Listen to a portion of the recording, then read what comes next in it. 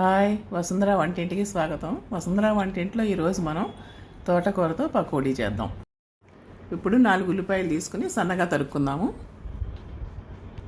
ఇప్పుడు 10 పచ్చిమిర్చి తీసుకుని సన్నగా తరుక్కోవాలి. ఇప్పుడు ఒక బౌల్ తీసుకుని బౌల్లోకి సన్నగా తరిగిన ఉల్లిపాయ ముక్కలు, పచ్చిమిర్చి ముక్కలు, సన్నగా తరిగిన తోటకూర వేసుకుందాం.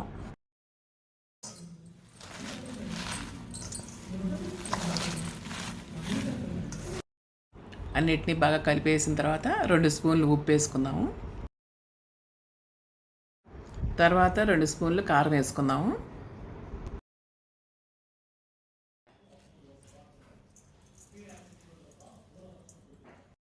జీలకర్ర వేసుకున్న తర్వాత 1/4 కిలో శనగపిండి వేసుకుందాం.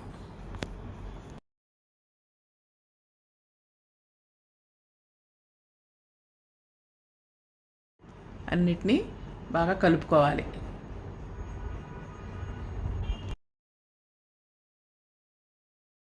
ఇప్పుడు కొంచెం వాటర్ వేసుకుని వాటర్తో కలుపుకోవాలి. కొంచెం కరివేపాకు తుంచి పిండిలో కలుపుకోవాలి.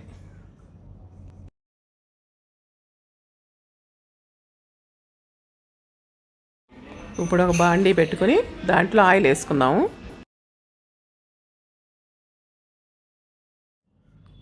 ఆయిల్ వేడయింది.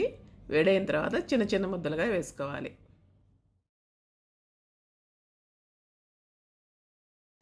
వేయటం అయిపోయిన తర్వాత గోల్డ్ కలర్ వచ్చేవాడికి వేయించుకుంటూ ఉండాలి. ఇదిగో ఈ కలర్ వచ్చేవరకు వేయించుకోవాలి.